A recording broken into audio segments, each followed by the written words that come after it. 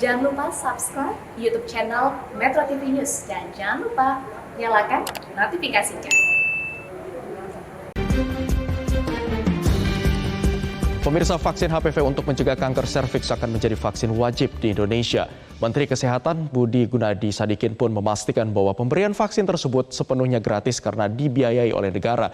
Dan berikut kita lihat pernyataan selengkapnya dalam infografis berikut ini. Dikatakan oleh Menteri Kesehatan Republik Indonesia Budi Gunadi Sadikin, kami akan wajibkan vaksinasi kanker serviks untuk mencegah agar tidak terkena kanker di ujung nanti.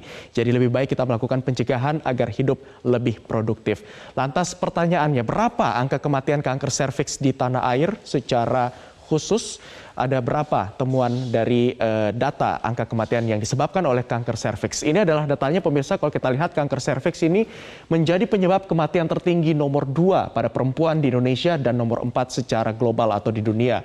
Dikatakan dari data ditemukan adanya setiap hari ada sebanyak 89 kasus pasien kanker serviks. Kemudian angka kematian kanker serviks mencapai 57 orang dan juga 94% pasien kanker serviks meninggal dunia dalam waktu 2 tahun berdasarkan data dari RSPUN Cipto Mangunkusumo Jakarta.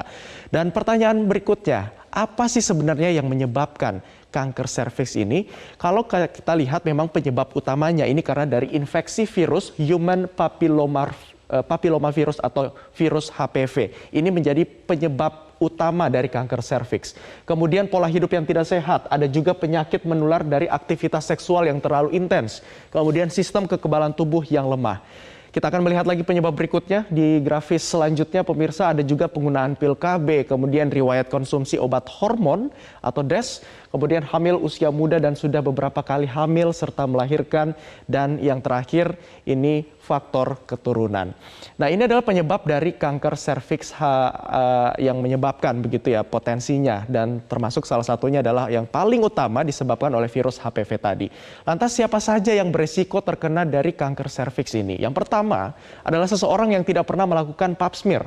Kemudian seseorang dengan hasil pap smear abnormal namun tidak ditindaklanjuti atau diobati dengan sesuai anjuran dokter. Ini penting pemirsa. Kemudian seseorang dengan infeksi HPV persisten, seseorang yang merokok, dan juga seseorang yang menderita masalah kekebalan tubuh seperti HIV, transplantasi organ, kemudian terapi steroid, kemoterapi. Nah, apa sih pentingnya vaksin untuk mencegah adanya kanker serviks? Tentu ini merupakan salah satu upaya preventif dan juga pencegahan agar kanker serviks tidak terjadi. Sehingga memang pentingnya vaksin kanker serviks ini diberikan sebelum terjadi adanya infeksi dari virus HPV. Kemudian paling penting dan paling efektif juga bila diberikan sebelum menjadi aktif secara seksual dan dapat mencegah banyaknya kasus kanker serviks dan juga kanker lainnya di masa depan. Grafis berikutnya lagi kita akan melihat beberapa pentingnya dosis vaksin ini. Kemudian dikatakan bahwa dari hasil penelitian, satu dosis vaksin 90% efektif untuk mencegah infeksi dari beberapa jenis HPV penyebab kanker hingga 18 bulan kemudian. Dan vaksinasi tipe 16 dan juga 18 ini diberikan karena tipe virus inilah pemirsa yang paling banyak dijumpai dari kasus-kasus kanker serviks.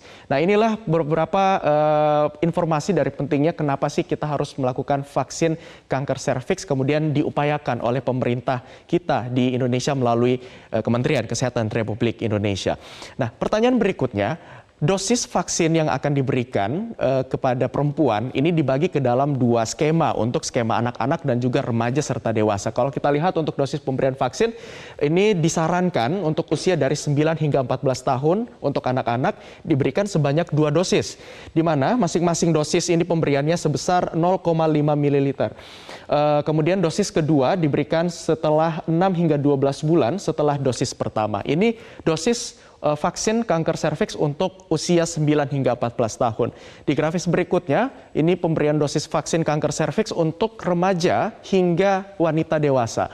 Rentan usianya berada di usia hingga 15 tahun ke atas dan juga individu imunokompromis. Diberikan sebanyak 3 dosis ya. Kalau tadi anak-anak 2 dosis, ini disarankan diberikannya 3 dosis.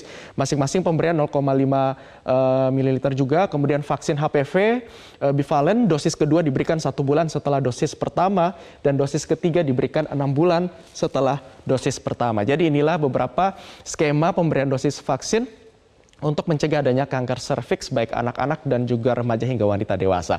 Nah, pertanyaan berikutnya, apa sih sebenarnya efek samping dari vaksin kanker serviks? Kalau misalkan kita lihat vaksin COVID-19 ada namanya KIPI ya. Kalau ini juga ada beberapa efek samping yang ditimbulkan, namun yang ini umum terjadi dan juga tergolong sebagai efek samping yang ringan dari vaksin ini. Yang pertama adalah bengkak, kemudian nyeri dan kemerahan di sekitar lokasi suntikan, dan juga sakit kepala. Namun ada juga beberapa dampak yang ditimbulkan dan ini jarang ditemukan. Misalkan contohnya demam, mual, kemudian rasa sakit di sekitar lengan tangan atau kaki, dan juga munculnya ruam merah yang gatal.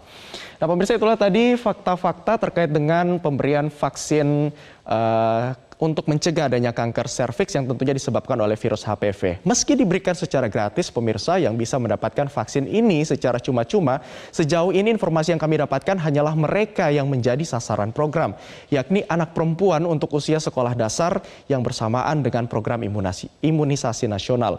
Tentunya dengan demikian, wanita remaja dan juga wanita dewasa tidak termasuk dalam sasaran program imunisasi nasional ini. Ini artinya bahwa remaja perempuan dan juga perempuan dewasa yang ingin mendapatkan vaksin HPV harus melakukan vaksinasi secara mandiri di fasilitas kesehatan yang tersedia. Sementara itu terkait dengan skema anggaran, Komisi 9 DPR sebagai mitra kerja dari Kemenkes juga akan membahas jenis vaksin serta kebutuhan anggaran yang dibutuhkan untuk vaksinasi HPV ini dalam rapat setelah reses dengan anggota DPR usai. Pemirsa Metro Siang masih akan kembali lagi dengan informasi Ramadan bersama tokoh yang akan hadir dengan juru bicara Satgas Penanganan COVID-19, Profesor Wiku Adhisa Smito. Jangan kemana-mana, usai jeda berikut ini tetaplah bersama